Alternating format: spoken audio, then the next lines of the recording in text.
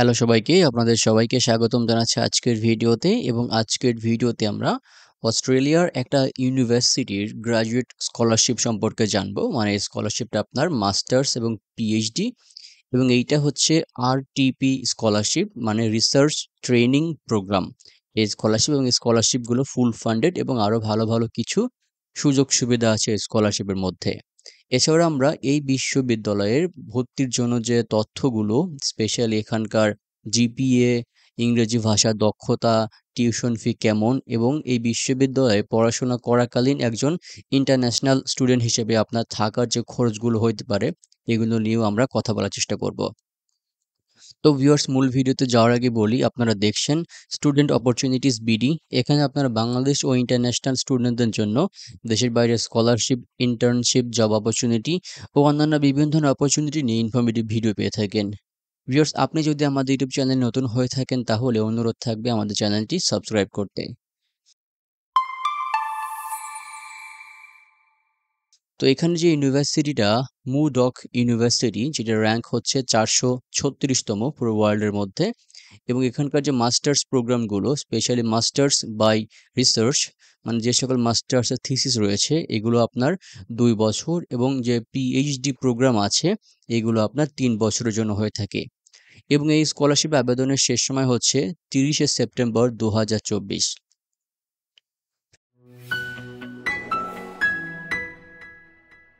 এবার আসি স্কলারশিপে কি সুযোগ সুবিধাগুলো রয়েছে।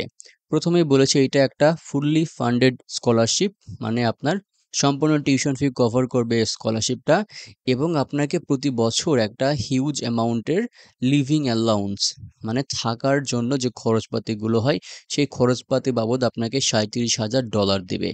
এখন এই $37,000 আপনি একবারে পাবেন এবং সেটা আপনার প্রতি বছরের যে থাকা, খাওয়া, অন্যান্য যে খরচগুলো আছে সবগুলো আপনার ম্যানেজ করতে সক্ষম হবে। তবে এই অ্যামাউন্টটা আপনার পরিবর্তিত হয় বছরে বছরে, স্পেশালি যখন আপনার লিভিং কস্ট বাড়ে ইন্টারন্যাশনাল স্টুডেন্টদের জন্য আবার কমে, তখন তারা এটা পরিবর্তন করতে থাকে। তবে যে অ্যামাউন্টটা দিক না কেন আপনারা এটা শিওর থাকবেন যে আপনাদের লিভিং কস্ট এরা বিয়ার করতে সক্ষম হবে।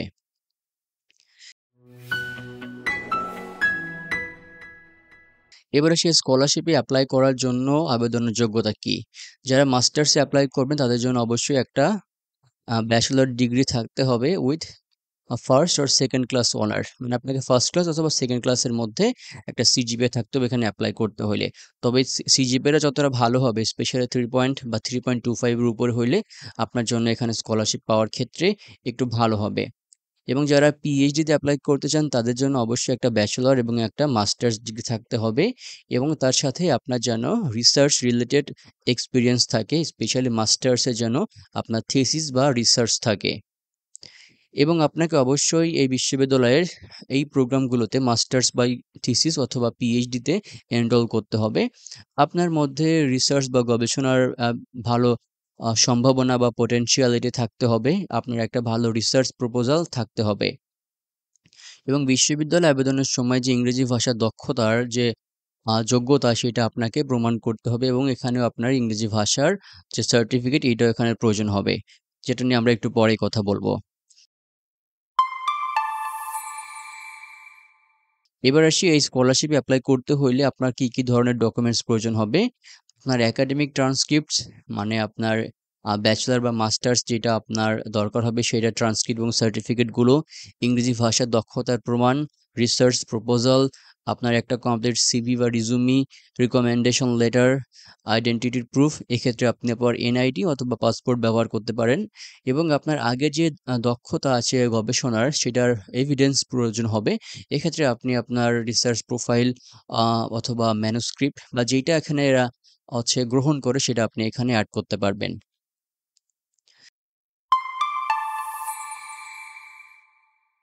এবার আসি বিশ্ববিদ্যালয়ের দিকে। এই বিশ্ববিদ্যালয়ে এপ্লাই করতে হইলে আবেদনের যোগ্যতা কি, কি?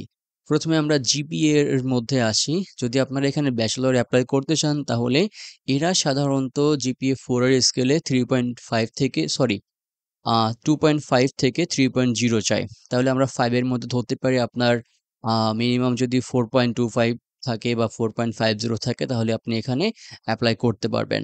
তবে এখানকার ব্যাচেলর স্কলারশিপের জন্য আপনাকে অবশ্যই আরো ভালো সিজিপিএ হোল্ড করতে হবে। এবং এখানকার যে কোর্স ওয়ার্ক মাস্টার্স প্রোগ্রামগুলো আছে, মানে যেই প্রোগ্রামগুলো আপনার রিসার্চ নেই, থিসিস নেই মাস্টার্সে, সেক্ষেত্রে আপনার জিপিএ চাই এটা ব্যাচেলরে আপনার 3.0 বা 3.5 এর মাঝামাঝি একটা স্কোর হইলে আপনি এখানকার যে মাস্টার্স বাই কোর্স ওয়ার্ক এখানে অ্যাপ্লাই করতে পারবেন। এবং এখানকার যে রিসার্চ প্রোগ্রামগুলো আছে স্পেশালি মাস্টার্স বাই থিসিস এবং পিএইচডি প্রোগ্রাম, সেক্ষেত্রে আপনার জিপিএটা একটু বেশি চাই, 3.5 এর আশেপাশে থাকলে আপনার জন্য সুবিধা হবে। এবার আসি এখানে এই বিশ্ববিদ্যালয়ে এপ্লাই করতে ইংরেজি ভাষার দক্ষতা কেমন প্রয়োজন হয়। যারা ব্যাচেলরে এপ্লাই করবেন তাদের জন্য আইএলটিএস স্কোর হচ্ছে আপনার মিনিমাম 6.0, তবে কোনো ব্যান্ড যেন 5.5 এর নিচে না হয়। এবং টোফেলের জন্য আপনার মিনিমাম স্কোর হচ্ছে 70, তবে আপনাকে কোনো ব্যান্ডে 17 এর নিচে পাইতে হবে না। এবং এখানকার যে পিটিই স্কোর আছে, পিয়ারসন টেস্ট অফ ইংলিশ, সেক্ষেত্রে আপনার ওভারঅল স্কোর হচ্ছে 50, তবে কমিউনিকেটিভ স্কিলে আপনার স্কোর থাকতে হবে 42। এবং এখানে এটা ক্যামব্রিজ ইংলিশে গ্রহণ করে, যে ক্ষেত্রে আপনার মিনিমাম স্কোর হইতে হবে 169। এবং মাস্টার্স বা কোর্স ওয়ার্কের জন্য আপনার আইএলটিএস স্কোর প্রয়োজন হবে 6.5, টোফেল প্রয়োজন হবে 79, পিটিই প্রয়োজন হবে 58, কেমব্রিজ ইংলিশ প্রয়োজন হবে 176। এবং মাস্টার্স বাই রিসার্চ এবং পিএইচডি স্পেশালি আমাদের স্কলারশিপটা যে প্রোগ্রামের জন্য, সেক্ষেত্রে আপনার আইএলটিএস স্কোর প্রয়োজন হবে 6.5 থেকে 7, টোফেল প্রয়োজন হবে 79 থেকে 90, পিটিই প্রয়োজন হবে 58 থেকে 65, কেমব্রিজ ইংলিশ প্রয়োজন হবে 176 থেকে 185।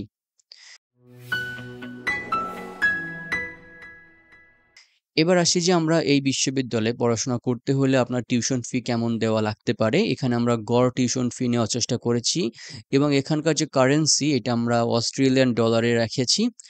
আহ, এক ইউএস ডলার সমান 1.5 অস্ট্রেলিয়ান ডলার, এরকম একটা হিসাবে আপনারা যদি করতে পারেন তাহলে ভালো হবে। এবং এখানকার অ্যামাউন্টটা বেশি দেখে ভাববেন না যে হয়তো ডলার অনেক বেশি, ডলার রেট করলে একটু কমে আসবে।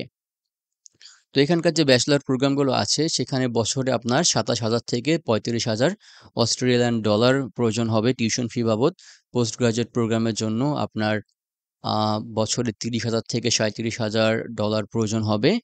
এবং পিএইচডির জন্য বা ডক্টরাল প্রোগ্রামের জন্য আপনার বছরে 30,000 থেকে 35,000 অস্ট্রেলিয়ান ডলার প্রয়োজন হবে। এছাড়াও আরও কিছু অ্যাডিশনাল কস্ট থাকে, ইউনিভার্সিটি বিভিন্ন ফি বাবদ আপনাকে প্রতি বছর 300 থেকে 500 অস্ট্রেলিয়ান ডলার খরচ হতে পারে।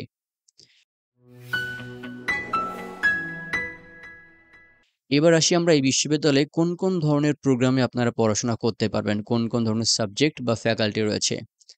মূলত ফিল্ড অফ স্টাডি, এখানে আপনার আর্টস এবং হিউম্যানিটিসের মধ্যে রয়েছে creative arts, communication, history, philosophy. Business and ইকোনমিক্সের মধ্যে রয়েছে business management, economics, marketing, finance. এডুকেশনের মধ্যে আসে educational leadership, communication and instruction, special education. Health and medical সায়েন্সের মধ্যে আছে nursing, public health, biomedical science, clinical psychology. লয়ের মধ্যে আছে international law, environmental law, human rights law. Science and ইঞ্জিনিয়ারিংয়ের মধ্যে আছে এনভায়রনমেন্টাল সায়েন্স। এছাড়াও যে পিওর ইঞ্জিনিয়ারিং যেগুলো civil, mechanical, electrical, marine biology, data science. Information টেকনোলজির মধ্যে রয়েছে cyber security, software engineering, artificial intelligence. Social সায়েন্সের মধ্যে আছে psychology, sociology, social work, criminology. Sustainability and এনভায়রনমেন্টের মধ্যে আছে environmental management, climate change studies, renewable energy. এছাড়াও রয়েছে ভেটেরিনারি স্টাডিজের মধ্যে অ্যানিম্যাল সায়েন্স এবং ভেটেরিনারি মেডিসিন। তো এগুলো হচ্ছে মূলত আপনার প্রোগ্রাম, আপনি আপনার ব্যাকগ্রাউন্ড অনুযায়ী এখানে অ্যাপ্লাই করতে পারবেন, একাধিক প্রোগ্রাম আপনি চুজ করতে পারবেন।